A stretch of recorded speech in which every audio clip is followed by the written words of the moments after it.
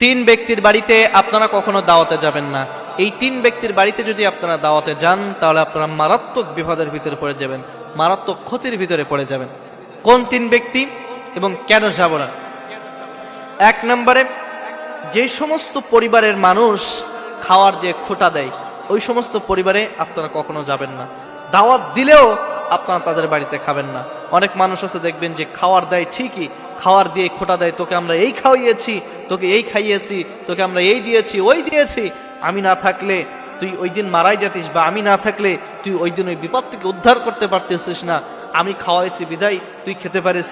এরকম অনেক মানুষ রয়েছে, মানুষদেরকে হর হামেশায় দাওয়াত দিয়ে খাওয়ায় এবং খোটা দেয়। সুতরাং যেই বাড়িতে আপনাকে দাওয়াত দিবে এবং দাওয়াত দিয়ে খাওয়ানোর পরে আপনাকে খোটা দিবে ওই সমস্ত পরিবারে আপনারা কখনো দাওয়াত নেবেন না, বা দাওয়াত দিলেও আপনারা ওই সমস্ত পরিবারে কখনো খেতে যাবেন না, দাওয়াত গ্রহণ করবেন না। দুই নম্বরে, যে সমস্ত পরিবারের ইনকাম হারাম, যে সমস্ত পরিবারের ইনকাম হারাম ওই সমস্ত পরিবারে আপনারা দাওয়াত দিলেও সে দাওয়াত কখনো গ্রহণ করবেন না।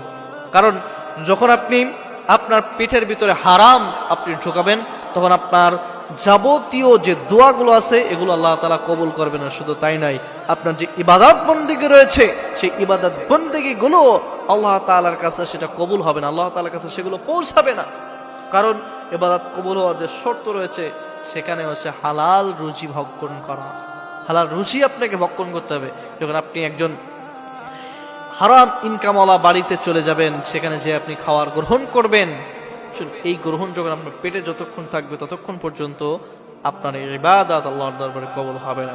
এজন্য যেই বাড়ির ইনকাম টোটালি হারাম, অন্যায় পথে অবৈধ পথে তার বাড়িতে ইনকাম আসতেছে, এটা জানার পরে আপনি কখনো ওই বাড়িতে দাওয়াত দিলেও সেই দাওয়াত গ্রহণ করবেন না, কখনো যাবেন না।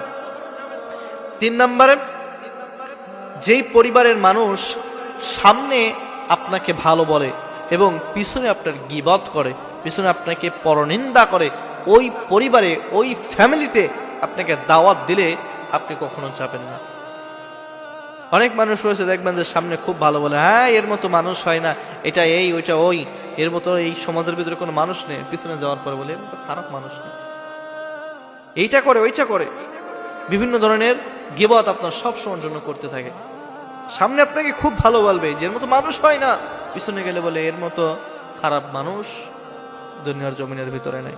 অনেক মানুষ রয়েছে এরকম, দেখবেন সামনে আপনার ভালো বলবে, পিছনে গেলেই খারাপ বলবে। এইরকম বাড়িতে আপনি ভুলেও কখনো দাওয়াত অ্যাটেন্ড করবেন না, দাওয়াত দিলেও সে দাওয়াত কখনো আপনি কবুল করবেন না, গ্রহণ করবেন না। তাহলে কয় বাড়িতে বললাম? তিন বাড়িতে কখনো আপনি দাওয়াতে যাবেন না বা দাওয়াত গ্রহণও করবেন না। এক নম্বরে, যারা দাওয়াত দিয়ে খাওয়ায় এরপরে খোটা দেয়, এরপরে খোসা দিয়ে কথা বলে খাওয়ানোর পরে, ওই বাড়িতে কখনো দাওয়াত কবুল করবেন না। দুই নম্বরে, ওই বাড়িতে যেই বাড়ির ইনকাম হারাম, টোটালি ইনকাম হারাম, যারা অবৈধ পথে টাকা ইনকাম করে ওই বাড়িতে আপনারা দাওয়াত কবুল করবেন না, দাওয়াত খাইতেও যাইবেন না।